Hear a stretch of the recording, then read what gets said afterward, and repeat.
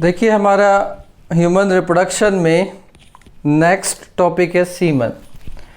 अगर सीमन की बात करें तो सीमन में हमारा जो भी हमारा पेनिस की स्ट्रक्चर से बाहर आता है फ्लूइड लिक्विड, वो कौन कौन से कंपोनेंट होते हैं उसमें। देखिए स्पर्म और एपिडिडिमस का सिक्रेशन उसमें होगा, प्रोस्टेट ग्लैंड जो कि एक सिंगल ग्लैंड है उसका सिक्रेशन होगा, एंड सेमिनल वेसिकल उसका सिक्रेशन होगा।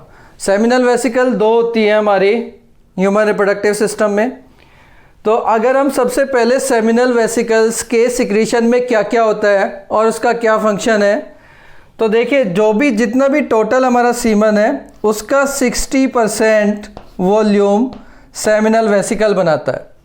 और सेमिनल वेसिकल के सिक्रेशन में हमारा फ्रुक्टोज होता है, सिट्रेट आयन या सिट्रिक एसिड होता है, फिब्रिनोजन ये क्लॉटिंग प्रोटीन है, और प्रोस्टाग्लैंडिन्स एक हमारा ये सिक्रेशन है। तो मेजर ये सिक्रेशन होते हैं। देखिए फ्रुक्टोज का क्या फंक्शन है। फ्रुक्टोज फीमेल जेनिटल ट्रैक्ट में स्पर्म को एनर्जी प्रोवाइड करता है, यानी जब इजैकुलेशन के बाद स्पर्म फीमेल जेनिटल ट्रैक्ट में होगा तो वहाँ पर सेमिनल वेसिकल ने जो इसको फ्रुक्टोज दिया है उससे ये अपनी एनर्जी को गेन करेगा या उससे अपने एटीपी को बनाएगा। इसी की वजह से हमारा जो सीमन है वो उसको विस्कस प्रॉपर्टी मिलती है।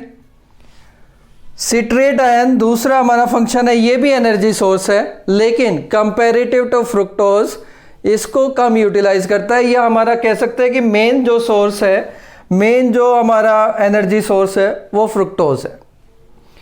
फिब्रिनोजन ये क्लॉटिंग प्रोटीन है और इसका क्या फंक्शन है कि जब सीमन वेजाइना में या सर्विक्स के माउथ पर इजैकुलेट होता है तो एक पार्टिकुलर टाइम के लिए वहाँ पर सीमन क्लॉट होता है।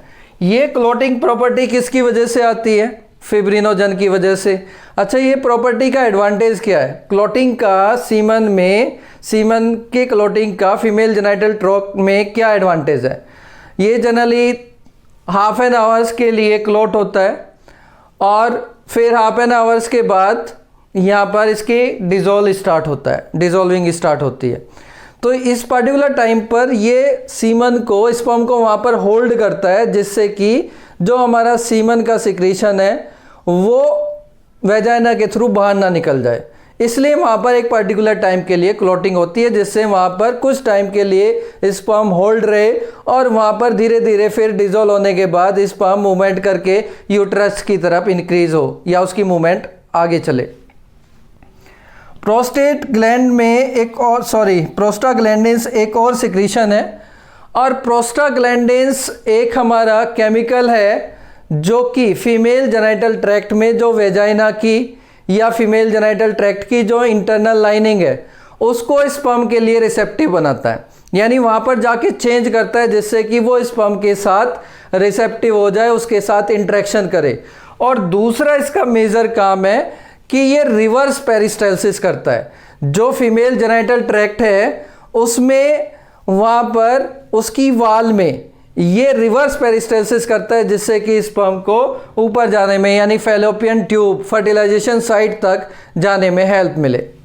ठीक है, तो ये हमारे इसके मेन सिक्रीशन है और इसके फंक्शन है। देखिए फ्रुक्टोज का एक और इम्पोर्टेंट रोल है। जनरली फ्रुक्टोज हमारे किसी भी बॉडी सिक्रेशन में नहीं होता एक्सेप्ट सीमन, मेल या फीमेल में हम इंक्लूड करें तो अगर वहाँ पर फीमेल के अंदर, फीमेल वेजाइना के अंदर फ्रुक्टोज की प्रेजेंस है, इसका मतलब वहाँ पर सीमन का इजैकुलेशन हुआ है। तो इसलिए हम इसको रेप टेस्ट में भी यूज़ करते हैं। रेप टेस्ट में मतलब रेप के केसेस में हम वहाँ पर देखते हैं कि रेप हुआ या नहीं। अगर वेजाइना में फ्रुक्टोज की प्रेजेंस है इसका मतलब वहाँ पर सीमन इजैकुलेट हुआ है। नेक्स्ट है, इसमें हम देखते हैं कि प्रोस्टेट ग्लैंड का सिक्रीशन क्या क्या फंक्शन है। अब हम इसमें देखते हैं कि प्रोस्टेट ग्लैंड के सिक्रेशन में क्या क्या होता है और प्रोस्टेट ग्लैंड उसका कितना पार्ट बनाता है। जनरली ये 30% पार्ट बनाता है। सीमन वॉल्यूम का। हमें पता है कि सीमन की जो पीएच है वो 7.2 7.5 होती है, और इसमें जो मेजर कंट्रीब्यूटर है एल्केलाइन पीएच का, वो इसका जो सिक्रीशन है वो एल्केलाइन है, एल्केलाइन व्हाइटिश सिक्रीशन है, व्हाइटिश सिक्रीशन। ठीक है, तो इसमें क्या क्या फैक्टर है? क्लॉटिंग एंजाइम है, यानी जो फिब्रिनोजन है उसको फिब्रिन में कौन कन्वर्ट करेगा? इसमें जो क्लॉटिंग एंजाइम प्रेजेंट होते हैं।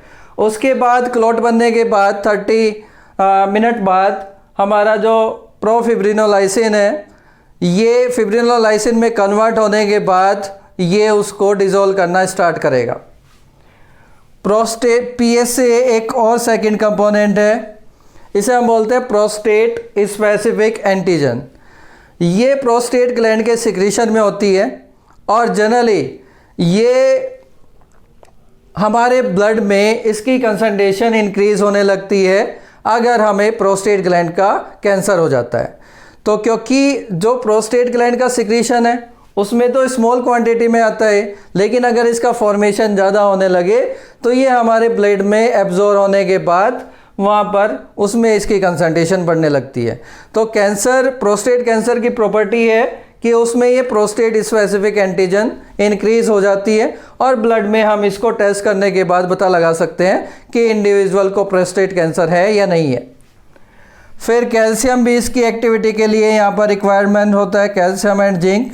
और इसका जो मेजर सिक्रीशन है वो हमारा सिट्रिक एसिड है, यानी अगर हम मेजर का मतलब क्या कह रहे हैं, इसमें कंपैरिजन कर रहे हैं सेमिनल वेसिकल से, क्योंकि सिट्रिक एसिड वहाँ भी सिक्रीट हो रहा है, लेकिन वहाँ पर मेजर सिक्रेशन नहीं है। मेजर जो सीमन में प्रेजेंट है सिट्रिक एसिड, वो किसकी वजह से है?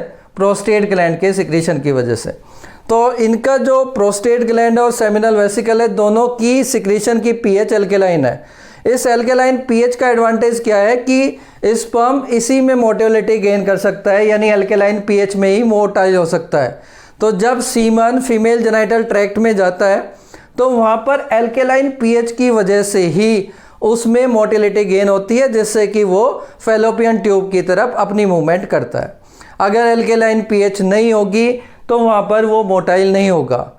और दूसरा फैक्टर है कि जो वेजाइना का सिक्रीशन है, वहाँ पर कुछ ऐसे बैक्टीरिया है जो फर्मेंटेशन करके लैक्टिक एसिड बनाते हैं।